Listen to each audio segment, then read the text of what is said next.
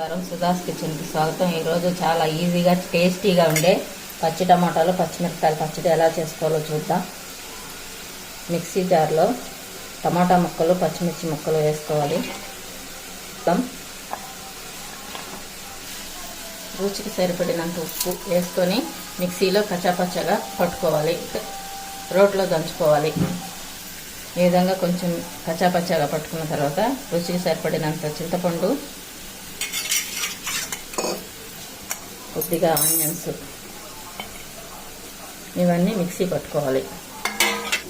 ఈ విధంగా కచ్చాపచ్చగా మిక్సీ పట్టుకొని దీన్ని తాలింపు వేసుకోవాలి. తిరగమాతకి బాణాలు పెట్టుకొని కొంచెం ఆయిల్ వేసుకుందాం. కొద్దిగా ఆయిల్ ఎక్కువే పడుతుంది, పచ్చిది కాబట్టి వేగడానికి.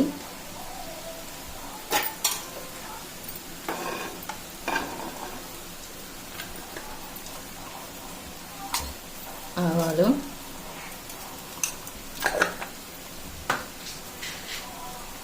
శనగపప్పు, ఆవాలు చిటపట వేగాలి. పచ్చెనపప్పు కొంచెం దోరగా వేగాలి.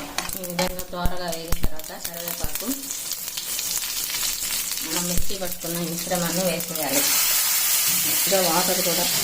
కొద్దిగా వాటర్ వేయాలి. మిక్సీ జార్లో వేసి బాగా పచ్చివాసన పోయేంత వరకు బాగా వేయించుకోవాలి. ఈ విధంగా బాగా వేగనివ్వాలి, పచ్చివాసన పోవాలి. అంతేనండి. ఇలా ఆయిల్ కొంచెం బయటకు వచ్చిన తర్వాత ఆపేయాలి. నాకు ఇలా వేగడానికి 10 నిమిషాలు పట్టింది. అంతేనండి. టేస్టీ ఇడ్లీలోకైనా, దోశలోకైనా, గారెల్లోకైనా ఎంతో టేస్ట్గా ఉండే పచ్చడి ready. Please share and subscribe.